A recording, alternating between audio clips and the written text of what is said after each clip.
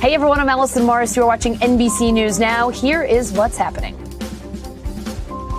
If you are fully vaccinated, you can start doing the things that you had stopped doing because of the pandemic. Masks off. The CDC saying fully vaccinated Americans don't need to wear them anymore and can stop social distancing. Don't panic, number one. I know seeing lines at the pumps or gas stations with no gas can be extremely stressful, but this is a temporary situation. The Colonial Pipeline back online. When will gas supply and prices go back to normal? Plus, migrant kids left on a bus in a parking lot for days.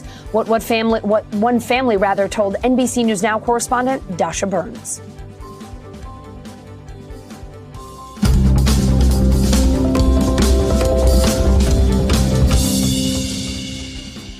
We start today with the latest CDC mask guidance. Dr. Ebony Jade Hilton here now, co-founder and medical director of Good Stock Consulting. Great to have you with us, Dr. Hilton.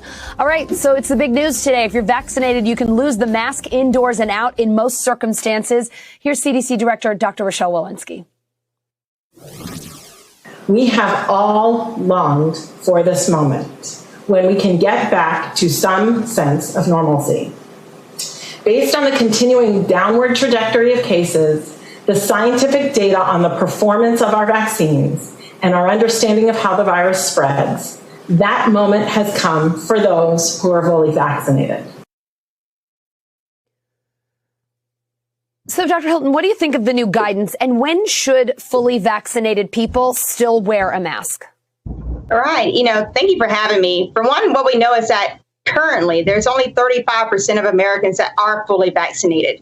And that when we think about when we can not wear a mask, we have to know that there is risk that you can still actually get infected with COVID-19. We see this with the J&J outbreak that we have with I think it's the New York Yankees that have a little outbreak there that they're kind of monitoring. But those persons don't tend to get the severe cases of COVID-19. So I just want to make sure that's clear for people to know. Because if you are immune compromised and you're vaccinated, we still do suggest that you still wear your mask. Those patients with dialysis, those people with chemotherapy or cancers, we still say that you should still protect yourself.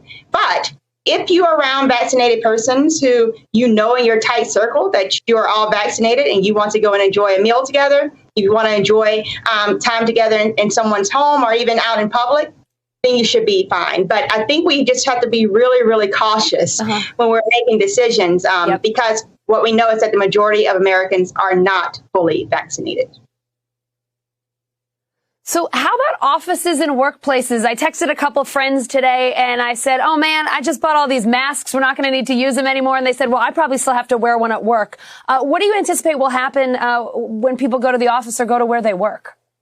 Right. It is certainly one of those things. Again, these are guidelines and we are constantly learning new things every day. I think I hesitate to say if you're in your office, especially if you're in a busy office, to not wear a mask, because what we know for sure is that you can still actually get infected with COVID-19. Now, whether or not you're able to actually transmit that infection to someone else is probably lower risk, but it's not a risk that I'm willing to take with my life, right? So I tell people, you have to make decisions based on whether or not the majority of persons in your office space is actually been vaccinated, whether or not they've been practicing these public health measures when they go out in public, and make that decision based on not only you, but your household. If there's anyone within your sphere that is high risk of complications if they do get COVID-19. Dr. Hilton, let's talk about kids and schools. Two big announcements this week, right? This new mask guidance. And then we also know kids 12 to 15 are now eligible for the Pfizer vaccine. How does this set us up for a normal return to school this fall? It seems like we are moving in the right direction. Oh, certainly. My little sister is a elementary school principal, so she's definitely excited about this news because that age group, we know they do want to get back to normalcy. We know that it has been an emotional strain for them to not have that freedom of childhood. And so to have the 12 to 15-year-olds now being cleared, and hopefully by September, we'll see those 2 and up being able to be vaccinated as well. And that's going to be the best way that we can truly protect our youth. Dr. Hilton, President Biden is saying, though, it's not time to let down our guard. Here's what he said at the White House this afternoon. Look, we've gotten this far. Please protect yourself until you get to the finish line. Because as great as this announcement is today, we don't want to let up. We all know how tough this virus has been. The safest thing for the country is for everyone to get vaccinated. Just over 30% of Americans are fully vaccinated right now. So what is your message for that other 70%? My message for the other 70% is that currently today we're still burying 600 people a day. Well, my message would also be is that we know there's other things outside of death that we have to consider with COVID-19. And the fact that 30% of all those who have recovered are, in studies showing, having these long lingering symptoms of where they no longer can keep their attention span. And we're calling it COVID brain fog. They're having inflammation of their heart and early signs of heart failure, lung scarring, their kidneys no longer working in the same way. And if we think about it, 86% of all cases have been less than 65 years old. So 30% of those young people, look at the trajectory of their life and what they have to go through. You don't have to be one of those persons. If you're fully vaccinated, we may have a potential to protect you from getting infected with COVID-19. So truly consider that. Dr. Hilton, I cannot thank you enough for your medical advice and expertise on such a big day. I also can't thank you enough because I know you got your stethoscope on there because you are working the ER today and you took the time out to be with us. And we are so very grateful, not only for the work you do, but for your time. Well, thank you so much. You guys be safe.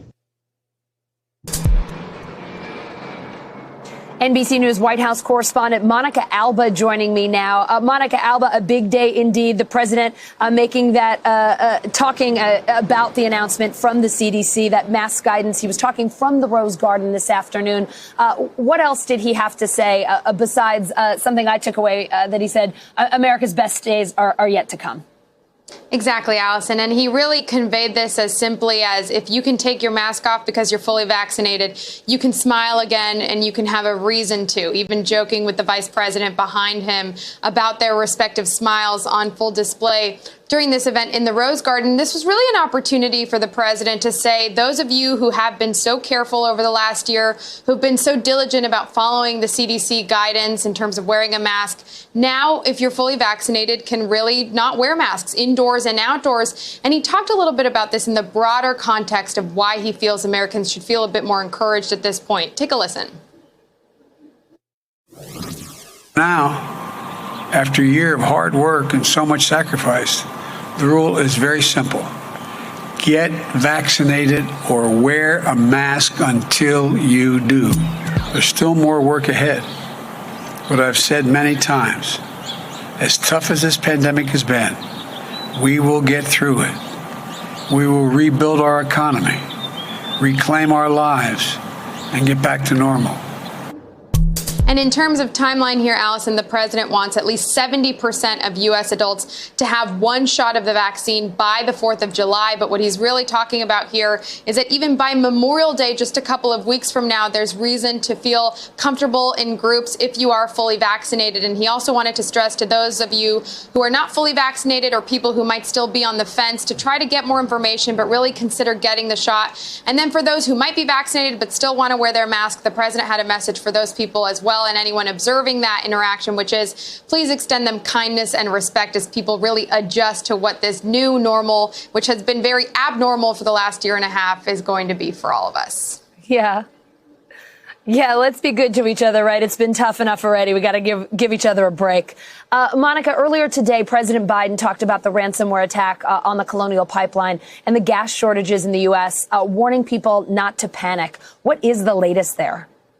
This is something where the White House is saying they're very encouraged that Colonial Pipeline is going to be able to restore operations fully, but they're stressing it's going to take a little bit of time. So the president's message was really urge some patience here and some caution. Things may not immediately be better back at the gas pump, but by the end of the weekend and early into next week, he thinks things should be back to how they were before the pipeline and that ransomware attack unfolded. But the president also took the opportunity to pitch his infrastructure plan, saying that it's things like this that really need to be upgraded. Of course, this is something the White House for a couple of days has been saying they were trying to do everything possible so that people didn't have to worry. But the president's overall message was also don't panic buy, don't hoard gas. And then in terms of businesses here and gas stations, he said, please don't make it even more difficult for consumers. If you do, essentially, we're going to come after any unfair business practices. Allison. Monica, the president also met with Republican senators today on infrastructure. He sounded pretty optimistic about that in the Rose Garden. What came out of that meeting? That's right. The president here with 6 critical Republican senators on key committees related to infrastructure and jobs. They sat down in the Oval Office, had a pretty lengthy meeting. Halfway through, they were able to all remove their masks as that CDC guidance came out in real time.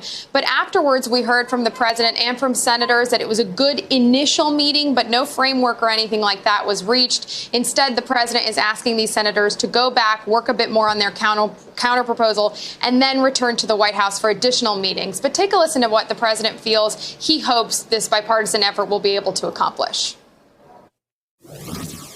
I know they're sincere about it, and so am I. And what we're going to try to do is figure out what we can agree constitutes infrastructure from each of our perspectives, and then see whether or not we're in a position that how much we want to fund it above the baseline. The baseline meaning what we spent last year, and then talk about how to proceed from there. Senator Capito of West Virginia told reporters after the meeting she did feel that the ball was moved forward, that they did make some progress. Whether that's the major progress that the White House wants to see by Memorial Day is a little bit unclear. Allison, as you know, huge gulf between Democrats and Republicans on how to pay for this $2 trillion infrastructure plan. That's something the president said he didn't discuss with the Big Four yesterday. But in terms of how they're going to be able to do this today, Republicans very opposed to raising any taxes. So they're going to have to get creative and see if there's any literal common ground they can break on this to see what comes of this legislation potentially. Allison. All right, Monica Abel, we'll see if they can find that common ground. Thank you. 2 congresswomen with 3 names each having it out on Capitol Hill. Marjorie Taylor Greene accusing Alexandria Ocasio-Cortez of supporting terrorists. House Speaker Nancy Pelosi calling the incident a verbal assault that may require an ethics investigation. It was reported to our office about what happened as the members were leaving the floor yesterday, the verbal assault and real abuse of our colleague, Congresswoman AOC. It's so beyond the pale of anything that is in keeping with bringing honor to the House or not bringing dishonor to the House. It's so beyond the pale that you wonder, it probably is a matter for the Ethics Committee. NBC News national political reporter Sahil Kapoor is on Capitol Hill. So, Sahil, what on earth happened outside the chamber? How did that all start? Allison, the details of that were first reported by the Washington Post and confirmed by NBC News. What happened is yesterday, after the House finished voting, members were walking out of the chamber. Marjorie Taylor Greene walked up to Alexandria Ocasio-Cortez, started talking to her. She did not stop and respond, and Greene at that point started walking toward her faster and shouting at her, demanding to know why she supports terrorists, why she supports Antifa. Of course, she does not support either of those. And the incident was later reported on, and it's been the topic of much discussion on the House floor and off the House floor between members today. Now, I caught up with Congresswoman Ocasio-Cortez along with a few other reporters in the last few hours, and she compared Marjorie Taylor Greene to those rowdy people that she would throw out of bars back when she worked as a bartender in New York. And she said the bigger issue here is that it's not about her, it's about young women who should not watch something like that and feel intimidated to speak out in their fight for justice from a woman who has supported white supremacists. That is essentially what Ocasio-Cortez said. And of course, Marjorie Taylor Greene has responded in a tweet to Congresswoman Ocasio-Cortez. Let's put that up on the screen, calling her a fraud and a hypocrite.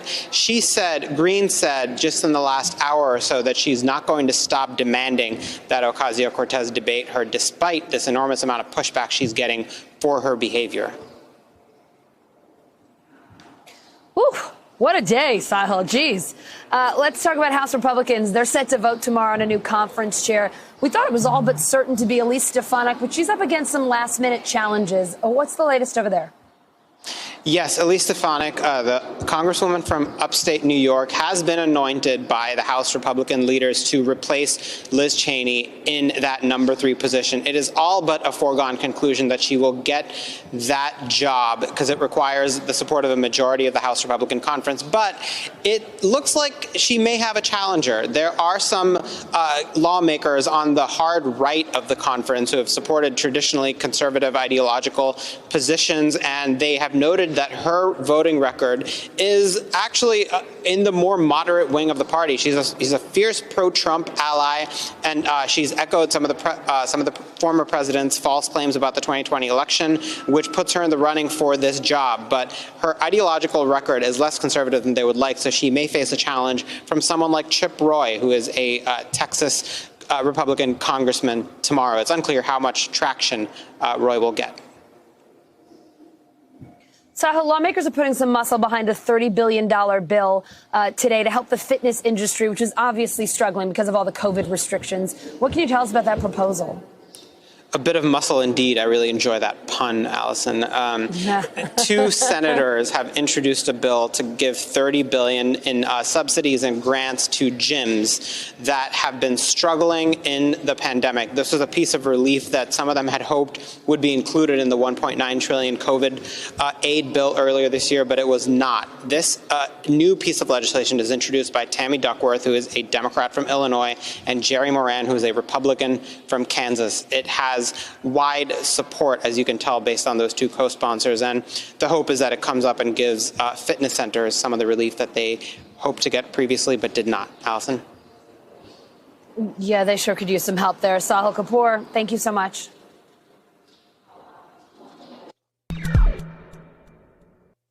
All right, now an NBC News exclusive. Migrant children left on a bus in a parking lot for days with nowhere to go. That's what one family is telling NBC News Now correspondent Dasha Burns about their son's harrowing journey from Honduras. Dasha is live now in Dallas. Dasha, what happened here? And has the family made contact with the boy? Do they know where he is? Is he okay? What can you tell us? I have so many questions.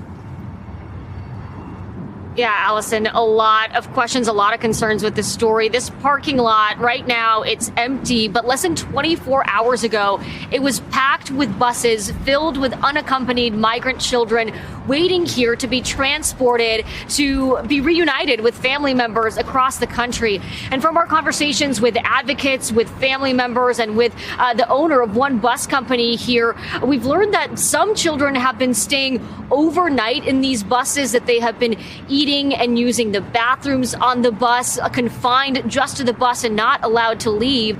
And we know that in at least one case, a 15-year-old boy spent about 4 days on a parked bus, according to his family. We spoke to his uncle and his mother, and they say that he was not allowed to shower, not allowed to change clothes. And they were extremely concerned, as you can imagine, and incredibly frustrated, Allison, with the lack of information. They received a phone call from HHS on Saturday saying they could pick up this 15-year-old, this child, on Monday in Washington State, where they live. Where Monday came and went, and they got no information until finally Joel, the 15-year-old, was himself able to get a cell phone from one of the other kids on the bus and call his family and tell them what was going on. I want you to hear from Elvin, his uncle, and from Doris, his mother. Take a listen. I never imagined that a kid would go through this situation, because it's definitely very difficult. There hasn't been any peace. In fact, in the night, Doris couldn't sleep from headaches, from so much thinking, and she's crying for the same thing because she feels hopeless to see her son's situation. It hasn't been easy. It's very frustrating not having news from him, and all of a sudden he calls that he's still in the same place. And what can one think? Nothing good, because supposedly he was on the way. That Monday he was arriving here, and then suddenly he calls saying that he's in the same place. Allison, today, Joel finally reunited with Elvin and Doris, but they say he is exhausted and that he says there are other children on these buses that were in the same circumstances, staying on these buses parked in the parking lot for an extended amount of time. Now, we spoke with the owner of one of the bus companies here who tells us this is supposed to be a place where children are sort of in and out, that they come here, wait on a bus until it has enough kids on it to depart to a certain destination. But he also told us that sometimes buses are parked here for 24 hours, that kids do stay overnight, and that when he goes to clean the buses every 12 hours, they're often filled with food, with trash, sometimes overflowing bathrooms. They have to be mopped down completely. And I spoke with an advocate, Dr. Amy Cohen, who represents this family and others like them, and she says Joel is absolutely not alone, that she gets calls every day from families in similar circumstances where kids are dropped off in the middle of the night, families having to drive hours to find these children. So she says this is just one example of a system that has completely broken down and trying to get these kids reunited with their families, Allison. So, Dasha, speaking of a broken down system, what is HHS saying about this?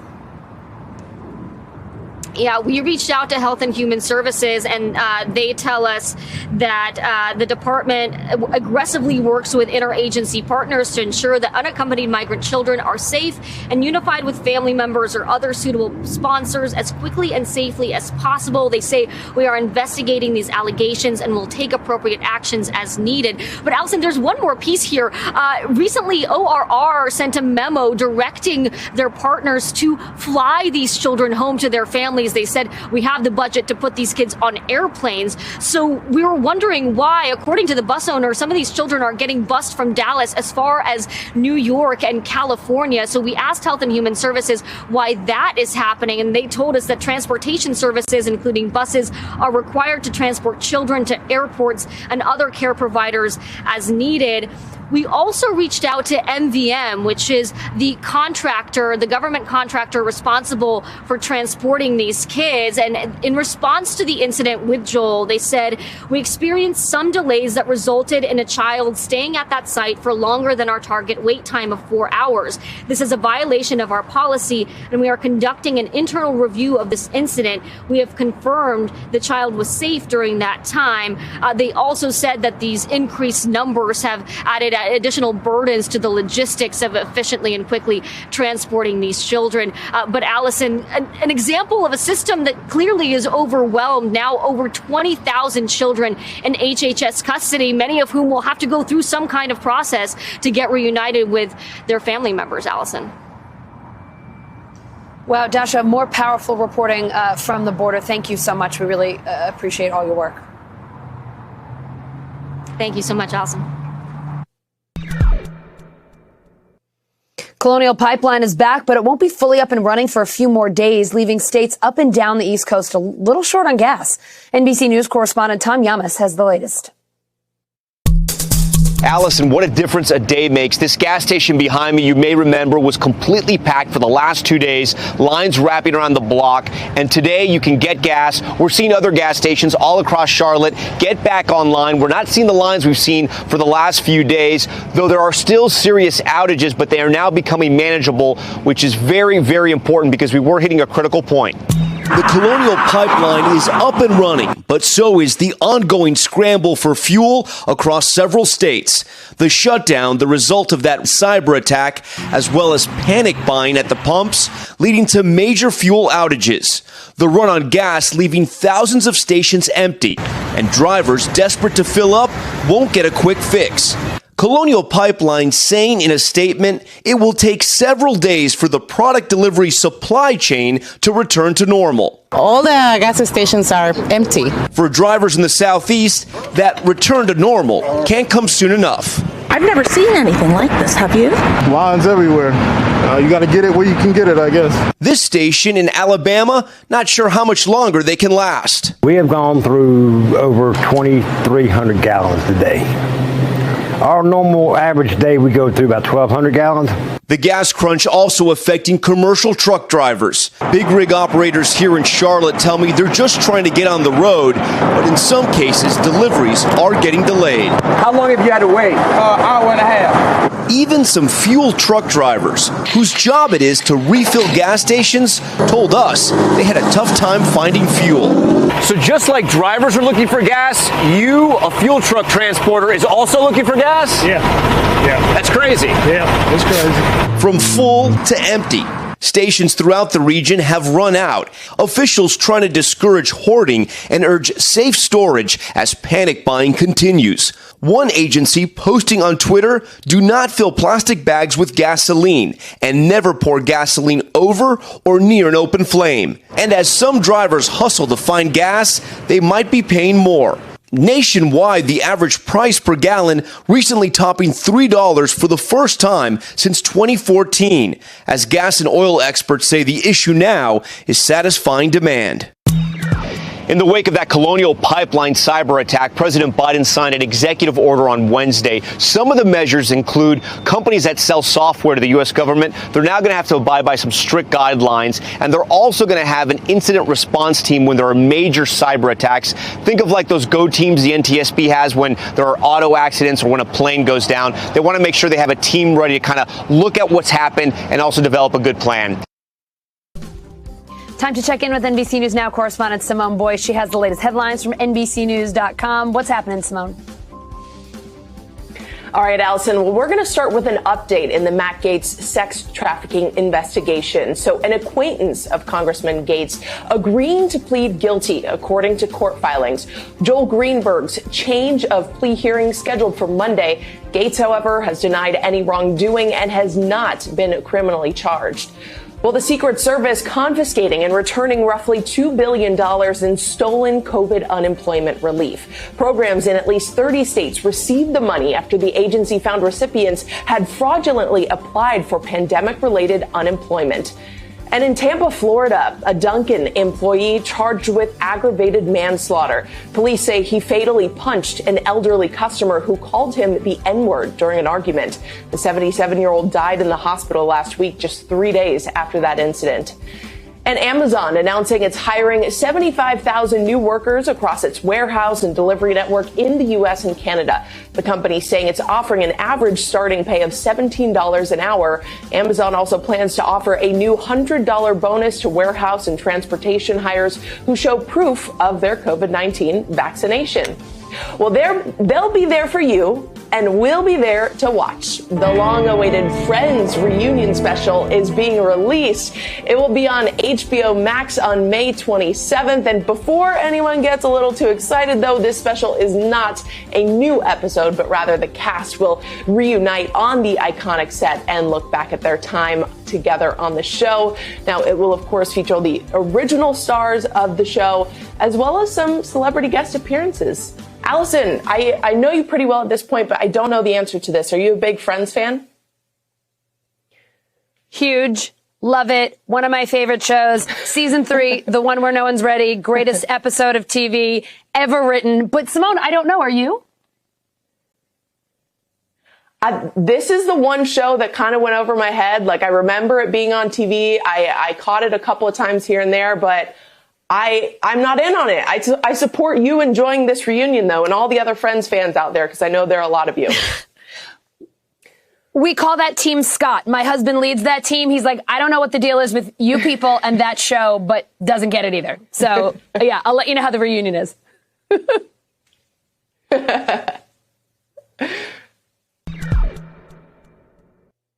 A big change from the CDC today. If you're fully vaccinated, you can ditch the mask. NBC News Now correspondent Priscilla Thompson is in NYC. All right, Priscilla, this is a pretty big change. And when we caught up with Ron Allen before, a lot of people in New York City weren't even aware of it. What are people saying now about the news? Has word gotten out?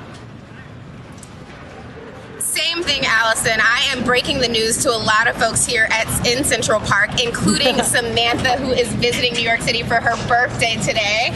And so, Samantha, I just broke the news to you. What is your reaction? No longer having to wear that mask inside if you're vaccinated? Yeah, Well, I'm fully vaccinated. I think it's the right step in the right direction to a better and brighter future and the overall objective of getting vaccinated. So it'll definitely feel weird not to be not to wear a mask indoors now, which is strange, but I'm excited. I think it's a step in the right direction. I'm curious, do you have any concerns about hearing that news? Are you nervous at all? No, not as long as everyone's fully vaccinated and not wearing a mask. I mean, that's the overall point of the vaccination, is to progressively get back to our normal lives. So I'm not concerned. Thank you very, very much, Samantha. I appreciate it. Yeah. And Allison, that's something that I'm hearing from what I'm hearing from some folks who live in New York City is that they are still planning to wear that mask, even if the indoor mandate does lift. There are concerns about the amount of tourists and travelers who come here and the possibility for variants to spread here. And I think folks, having lived through being the epicenter last year, have some real concerns. I spoke to another woman who mentioned that her son is not yet old enough to get the vaccine, and so they are going to continue to wear that mask, especially because she's worried that people who aren't vaccinated will still take advantage of that opportunity to not wear the mask, because there's no way, as she put it, no one has a sign on their forehead saying if they're vaccinated or not. We just have to trust what people are saying and choosing to do. Allison? I feel like these are the kinds of conversations every family, every group of friends is having right now. I had it with my mother over text. I think we're all wondering, okay, how do I know if people are vaccinated? Should I still keep a mask in my purse? Should I throw one in the car? What do we do? Do you walk into a store? Will it be okay? Do you need a mask? On a more official level, let me ask you, how about Mayor de Blasio, Governor Cuomo? Have they said anything yet on possible changes to the city or state mask guidance since the CDC's announcement?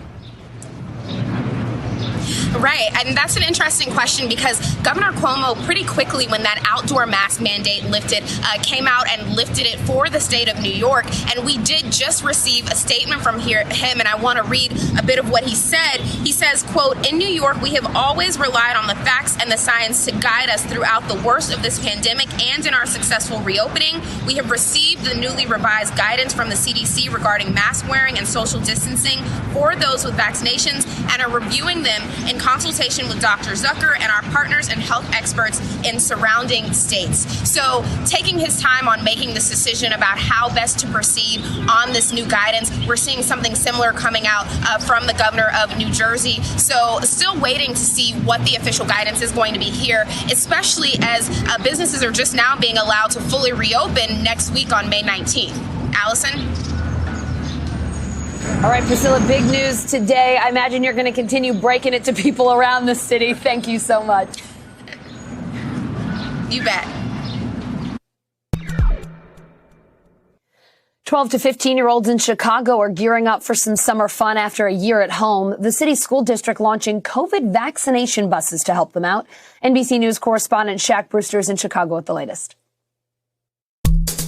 Hi there, Allison. Well, you really saw a lot of excitement here in Chicago, especially at the hospital system behind me, where I spoke to one of the first parents to come and bring her kids after the expanded eligibility for that Pfizer vaccine. She said that she saw the announcement yesterday and she got on the phone almost instantly to set up an appointment for this morning. She said she was excited to do this. I want you to listen to a little bit of a conversation from the mother who brought her 3 kids here to get vaccinated. The kids want some type of normal. They want to be able to go to school. They want to be able to go out, hang out with their friends, sleepovers. They don't want to be confined all the time. And the only way that they're going to have any type of normal is to get vaccinated. I start high school next year, and I want to be able to go to my first day of high school. And also, I don't want to be robbed of my 8th grade graduation. We heard from the pediatrician helping to organize this effort here at the University of Chicago. She mentioned that part of this effort and the reason why she's so excited about it is the idea that schools can now reopen. We talk about summer camps coming later on, and in a big announcement that we heard this morning from the president of the American Federation of Teachers, one of the largest teachers unions in the country, representing about 1.7 million teachers. Well, they're now advocating for the full reopening of schools. Students coming in 5 days a week.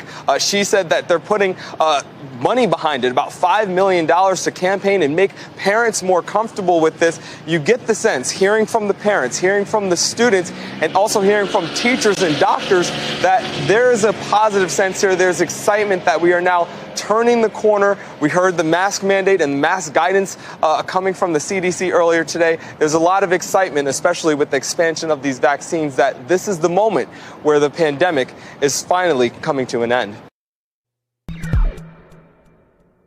Online misinformation, especially dangerous for seniors and teens, but a new program is now training them to spot false claims and learn how to fact check. NBC News Now host Savannah Sellers has the story. Hey, Allison, it's always great to be with you, and this is a really neat story. NBC Nightly News anchor Lester Holt and myself are ambassadors for an organization called MediaWise, and they teach anyone of any age how to separate fact from fiction online, and they have a really cool, really powerful tool, a cross-country teen fact-checking network. Take a listen. We're inundated with misinformation every day. It's especially dangerous for people like 78-year-old Raj Rangarajan, who spends about 8 hours a day online or watching TV. Were you ever skeptical about what you read online? Oh, yes.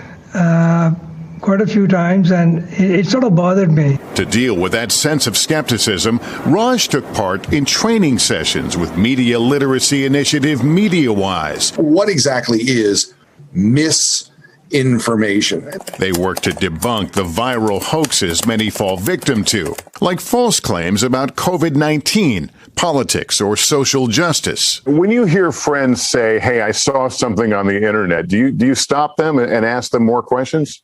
Yes, I do. You become more conscious and you tell them that, don't believe everything that you read. Is fact-checking hard? Yes. Very much. That challenge is there, especially from a technological standpoint. Research shows those 65 and older are most vulnerable to sharing misinformation. MediaWise, in partnership with AARP and Facebook, has trained more than 100,000 seniors. That's right, Lester. It all began with MediaWise's teen program that now includes their teen fact-checking network, made up of dozens of teenagers from across the country, even as young as 14. We want to tackle stories that are important to us, things we care about, all while teaching you some digital media literacy skills. You are two members of the world's first and only teen fact-checking network. How cool is that? Really cool. Really cool. Angela Lee and Lauren Miranda showed us how they do it.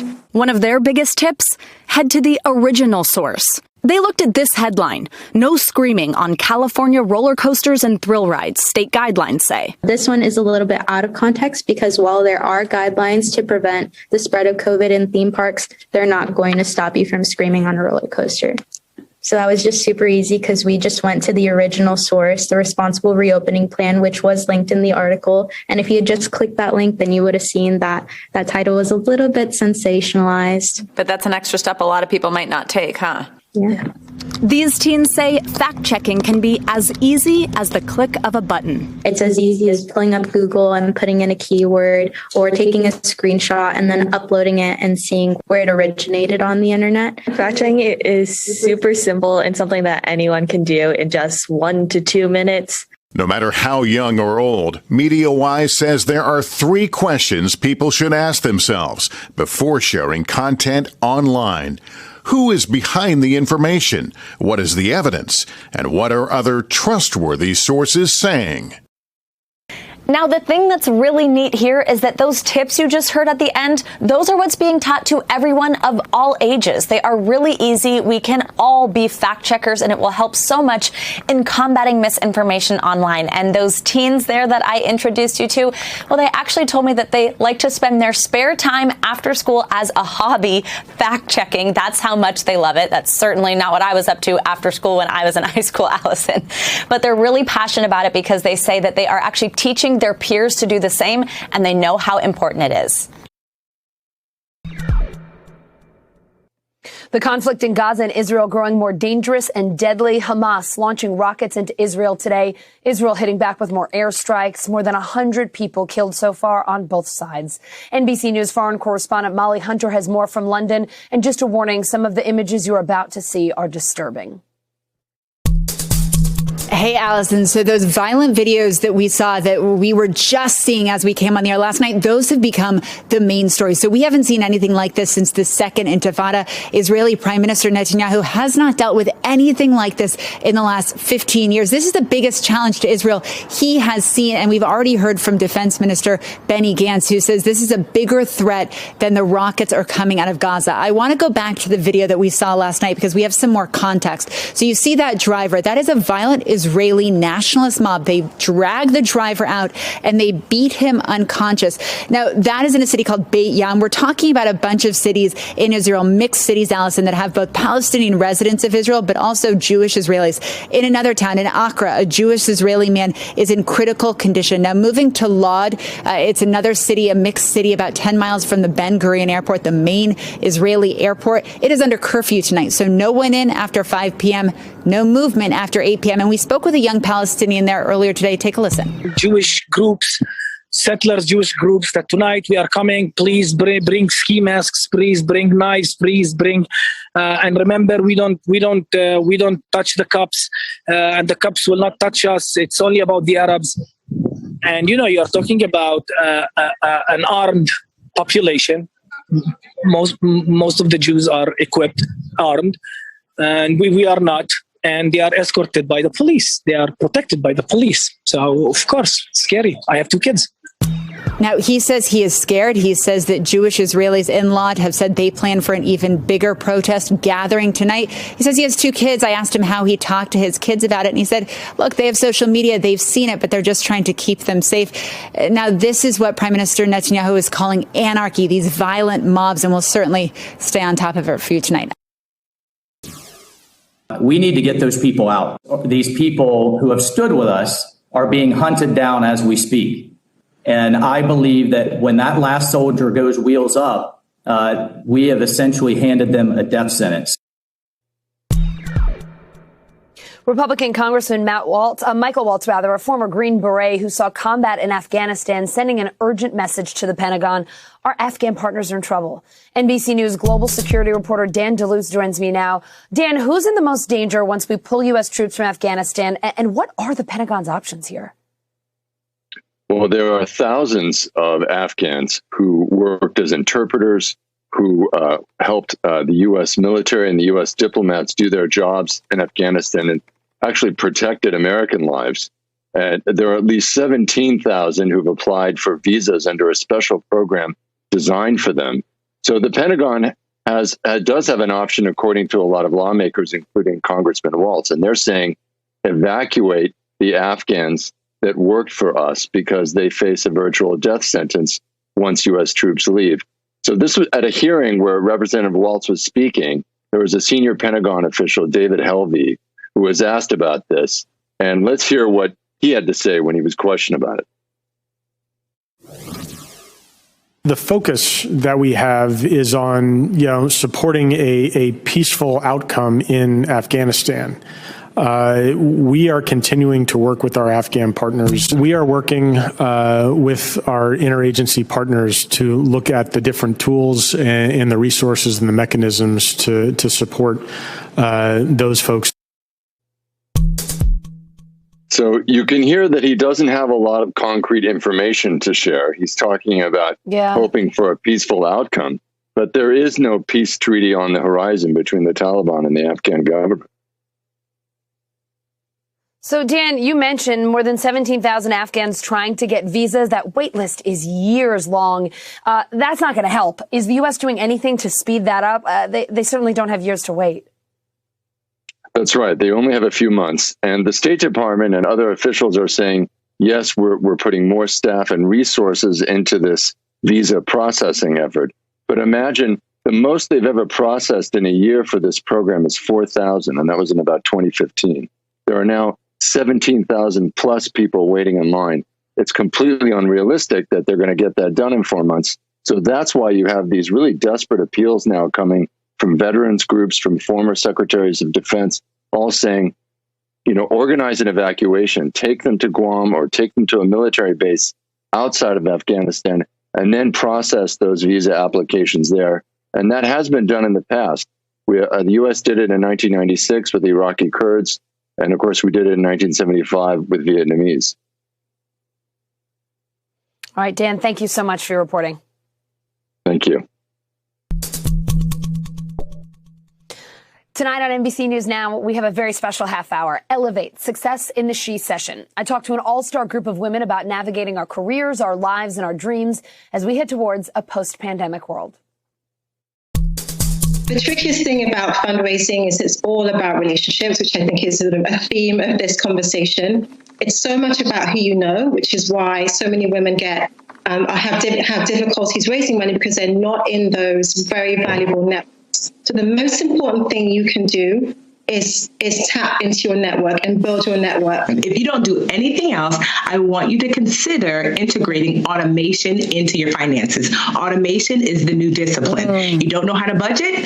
Ask your job to split it before you get it. When you have left the workforce and you are trying to get back in, there are many different ways you can get back in, and none of them are going to be perfect. So first, I say, open your mind. Join me tonight for great advice, ideas, and inspiration. It is a community conversation. Elevate Success in the She Session. It's at 8:30 p.m. Eastern right here on NBC News Now. The greatest experience of her life. TV trailblazer Ellen DeGeneres describing her 18 seasons on her daytime talk show. Here's some of her exclusive interview with NBC's Today Show co-host Savannah Guthrie. How did it feel in that moment? To say it today? Yes. Emotional. Season 19 is going to be my last season. This show has been the greatest experience of my life. And I owe it all to you. Thank you. I could see it in your eyes. Yeah. What was the emotion? Was it relief, joy, sadness? It's everything. I mean, I think I got choked up on saying that this has been the best experience of my life, because it has been. It's a welcome mat. The show started 18 years ago. Jennifer Aniston, the first guest. Celebrities, musicians, kids, and animals followed. And for those who had doubted an openly gay talk show host could succeed, Ellen proved them wrong. Many, many talented and famous people have tried to do this job and not succeeded. Why did it work for you? You're right. I am more talented than the rest. I wanted you to say it. I don't know. I mean, because I'm kind of made for this. I'm quick on my feet, and I know what it's like as a comedian to read the room. But it's been a difficult season of Ellen's life. Last summer, headlines swirled, calling her kind image into question. Former staffers calling the work environment on her show toxic. There will be people who think, oh, Ellen's leaving now because of everything that went on. If it was why I was quitting, I would have not come back this year. I really did think about not coming back, because it did, it was devastating. I am a kind person. I am a person who likes to make people happy. I just kept saying to Portia, I was like, if I was a fan of somebody, and even if I loved them, I would think there must be some truth to it, because it's not stopping. And then right on the heels of that, I read in the press that there's a toxic work environment, which, I had no idea, never saw anything that would even point to that. Did you feel like you were being canceled? I really didn't understand it. I still don't understand it. It was too orchestrated. It was too coordinated. And, people get picked on, but for 4 months straight for me, and then for me to read in the press about a toxic work environment when all I've ever heard from every guest that comes on the show is what a happy atmosphere this is and what a happy place it is. There are probably people who are thinking, how could you not know? And if you didn't know, should you have known? I don't know how I could have known when there's 255 employees here, and there are a lot of different buildings. Unless I literally, stayed here, until the last person goes home at night. It is my name on the show, so clearly it affects me, and I have to be the one to stand up and say, this can't be tolerated. But I do wish somebody would have come to me and said, hey, something's going on that you should know about. It's not the first time Ellen has faced a career crisis. It happened after she came out on her sitcom in 1997. I'm gay. Ads were pulled and her show was eventually canceled. Was there a moment during this that you thought, it's happening again? Yeah. My therapist is like, very few people go through such huge public humiliation twice in a lifetime. Isn't the therapist supposed to help you? She's like making me aware that I am, supposed to experience this for a bigger reason. How can I be an example of strength and perseverance and power if I give up and run away? And so it really is one of the reasons I came back. I worked really hard on myself. And also, I have to say, if nobody else is saying it, it was really interesting because I'm a woman, and it did feel very misogynistic. Sometimes I think people think that those in the public eye are almost bulletproof. No, I'm not bulletproof, and no, I don't have a thick skin. I mean, I'm extremely sensitive, to the point of it's not healthy how sensitive I am. When something is coming back at me that I know is not true, I guess I could take one or two of those shots, but 4 months in a row took a toll on me. Over the years, Ellen's show has stood the test of time. In this space, in daytime talk shows, a lot of times it is the salacious and the sizzly stuff. You never did a show like that. Mm-mm. No. People would say, why'd you do daytime? Why don't you do nighttime? And it's like, I would do this exact show at night. I wouldn't change a thing. Not like a slinky dress or something? Oh, yeah, I'd wear a slinky dress. I'm sorry, I wasn't talking about the clothing. For sure. Next season, it's going to be all slinky dresses. Oh, great. Slinky dress 19. That's what we're going to call it. Yeah. What are you most proud of? I'm most proud of going 19 years on this show. I mean, this is an accomplishment. I'm proud of the kind of show we do. I'm proud that we are funny. I'm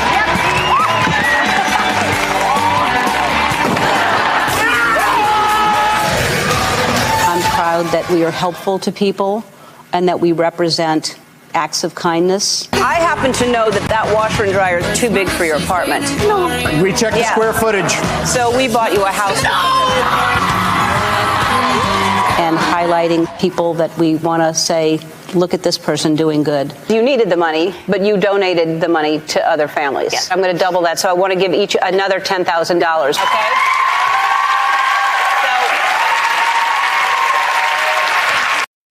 Hey, NBC News viewers, thanks for checking out our YouTube channel. Subscribe by clicking on that button down here and click on any of the videos over here to watch the latest interviews, show highlights, and digital exclusives.